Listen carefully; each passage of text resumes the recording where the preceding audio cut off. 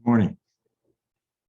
Today we are continuing our discussion on deep ecumenism, and I mentioned especially my book, One River, Many Wells, Wisdom Springing from Global Faith Traditions.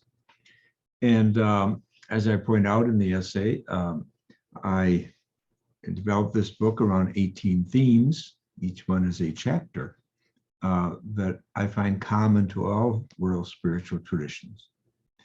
And in the last chapter, I talk about how these are more than themes. They're actually myths. They're big stories about how humans can act and ought to act and think, look at the world. And I make allusion to Rollo May, the psychologist. He says that, and I quote, "Myth is a foundation of values and ethics." Myth is a foundation of values and ethics. And of course, they support us to do great things.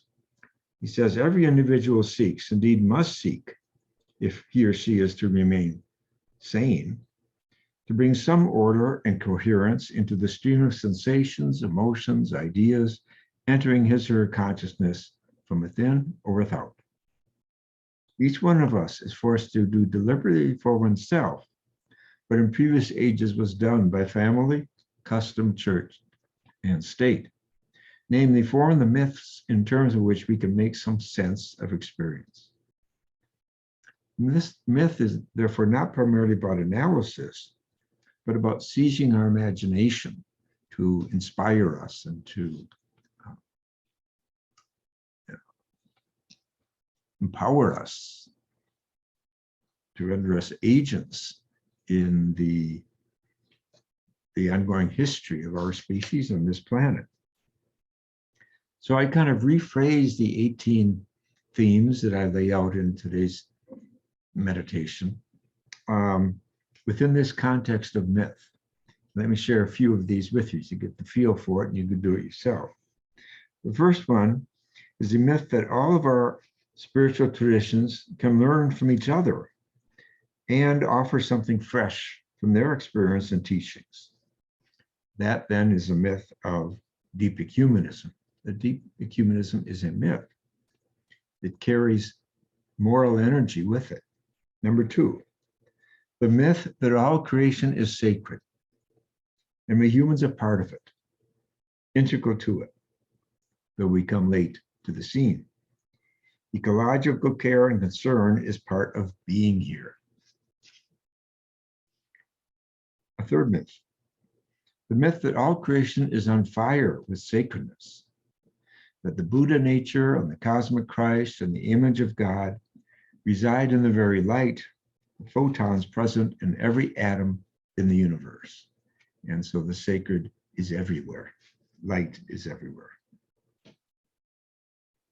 The myth that community already is because all things are interdependent, nothing stands alone. Isolation and rugged individualism are lies that betray the very manner in which the universe operates. The truth is that interdependence exists at the microcosmic and macrocosmic and psychic levels of existence. What we need to do is remove the obstacles that interfere by realizing this truth about community.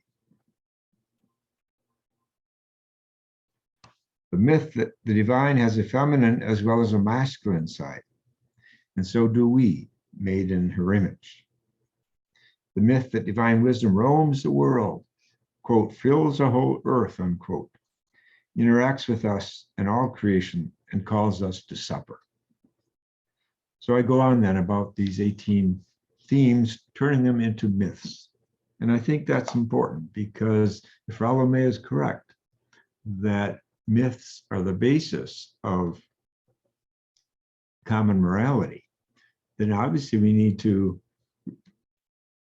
name anew what the myths are that are important to us today and indeed for our very survival and for the survival of our communities. You can apply these myth stories to the other themes that I named in today's daily meditation. Thank you. We'll see you tomorrow.